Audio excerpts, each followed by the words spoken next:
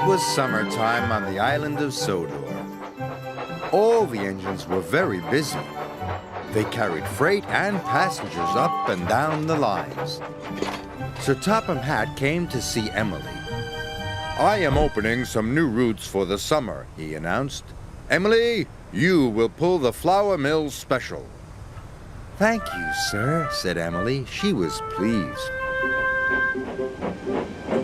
Emily stopped to fill up with water on the way to the flour mill, but James was already there. "Sir Topham Hatt has given me the flour mill special," said Emily. "You're lucky," James huffed. "I have to do the Blacklock run." "Why don't you like going to Blacklock?" asked Emily. "There are boulders all over the tracks," he moaned. "They bash your buffers and scratch your paint. And there's the Blacklock monster." "What's the Blacklock monster?" "Nobody knows," said James. "Black figures move in the water and then they disappear." "Oh." And James puffed away. Emily was pleased she didn't have to go to Blacklock.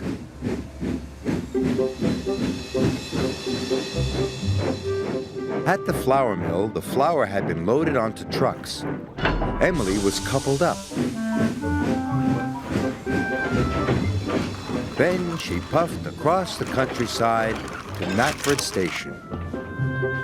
But the troublesome trucks saw a chance for mischief. "Hold back! Hold back!" they screeched. Emily pulled as hard as she could. But the troublesome trucks made her go very slowly.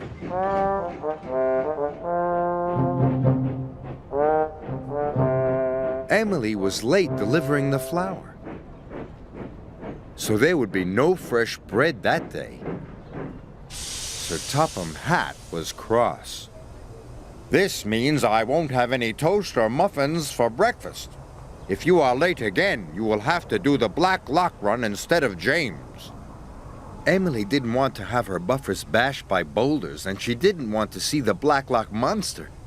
"I must get the flour to the station on time," Emily puffed.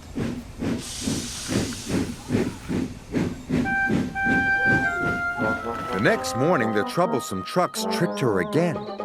"Off we go! Off we go!" They chuckled, but they weren't coupled up properly. "Mustn't be late! Mustn't be late!" they giggled. So Emily puffed quickly away. But only half the troublesome trucks went with her.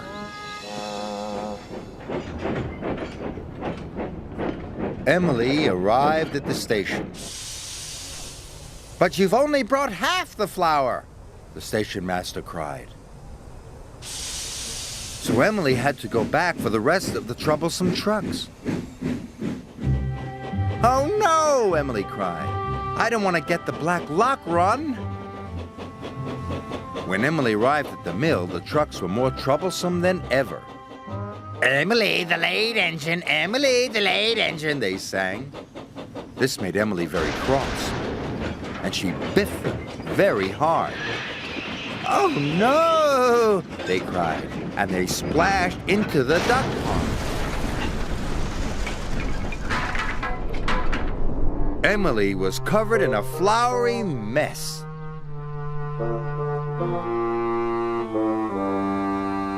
That evening, Sir Topham Hatt came to see Emily.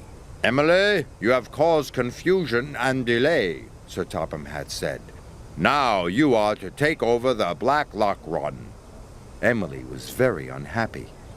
"Wait until you've tried it," Thomas puffed. "The Blacklock run might be nice." "I don't think so," Emily moaned. "Bashed buffers and a big monster? It sounds miserable to me." The next morning, Emily puffed sadly to the station. Lots of excited children and vacationers climbed on board. They're all looking forward to their vacation, she thought. I mustn't let them down.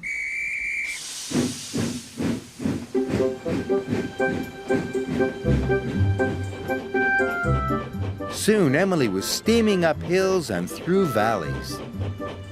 I bet it won't last, she said to herself.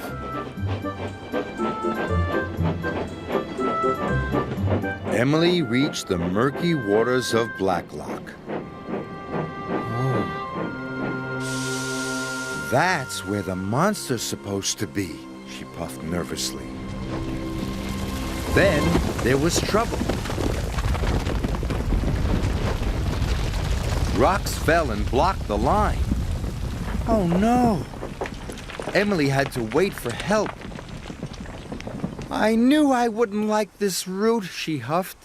Suddenly, she saw something dark and mysterious moving in the water. And now the monster's coming, Emily gasped. Emily was scared. Her boiler quivered and her valves rattled. She wanted to steam away. I never want to see Blacklock again, she cried. But Emily thought of the children and the coach behind her. She was determined to get them to their vacation, whatever it took. At last, the water settled, and Emily saw what the monster really was. It's a family of seals! Emily was delighted. The children were delighted too. Soon the line was cleared. Emily steamed on through the countryside. The children would reach their vacation on time. That evening, Thomas and Emily both stopped to watch the seals. You were right, said Emily. Blacklock is a nice route after all. All the blood that we're bleeding could fill up a broken heart. The secrets we're keeping could be used to light the dark.